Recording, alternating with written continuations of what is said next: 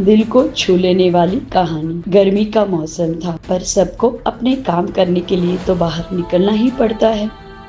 रजत भी अपने काम के सिलसिले में बाहर निकला था। बहुत प्यास लगी थी उसे और उसने एक गन्ने के जूस की दुकान पे जाके एक जूस ऑर्डर किया। जूस मिले तब तक वो इधर-उधर देख रहा था। तब उसने देखा कि वहाँ पे बहुत सारी भीड़ थी, क्योंकि बड़ा सा मंदिर था वहाँ पे। फूलों की बहुत सारी दुकान थी, तो साथ में पूजन सामग्री की भी दुकानें थी वहाँ पे। उसने देखा कि एक सेठ जी वहाँ पे 500 रुपए के हार ऑर्डर दे रहे थे। तभी एक छोटा सा बच्चा सेठ जी के पास आया और उसने उनके सामने जूस पीने की डिमांड की।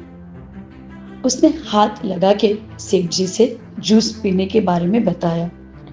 पहले तो सेठ जी ने कुछ जवाब नहीं दिया, पर फिर बाद में गुस्से हो गए और उसका हाथ हटा के उसे कहा, दूर हो जाओ तुम यहाँ से, तुम्हें बहुत आदत पड़ गई है मांगने की। वो बच्चा बेचारा निराश होकर उनके सामने देखने लगा। उसकी आंख से दिख रहा था कि उसने बहुत दिन से कुछ खाया पिया नहीं है। रजत ने जब उस बच्चे को देखा तो उसने उसे अपने पास बुला दिया और अपने लिए जो जूस मंगवाया था वो उस बच्चे को दे दिया।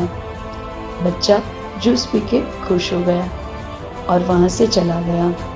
तब वो सेठ जी ने बड़े गुस्से होकर रजत से कहा, तुम्हारे जैसे लोगों की वजह से ही इन सब लोगों को मांगने की आदत पड़ गई है। रजत मुस्कुरा के बोला, सेठ जी, आप भगवान को 500 रुपए के हार चढ़ा रहे हो। मुझे नहीं पता इससे भगवान कितने प्रसन्न होंगे, पर मैंने इस बच्चे को जूस पिलाया तो मुझे लग रहा है जब वो मुस्कुराया तो मेरे भगवान भी जरूर मुस्कुराए होंगे। ये बात सुन के सेठ जी उसके सामने देखने लगे। रजत बोला, किसी भूखे को खाना खिलाना भगवान को भोग पढ़ाने जितना ही तो पुण्यकारी कार्य होता है, और इसलिए मैंने उसे पैसे नहीं दिए पर उसे जूस पिला दिया। हमें भी चाहिए कि जब कोई भूखा व्यक्ति हमारे सामने आए तो उसे जरूर भोजन करवाएं, क्योंकि कहते हैं ना कि जब हम भूखे को भोजन करवाते हैं तो उससे पुण्यशाली कार्य दुनिया में कोई नहीं होता है।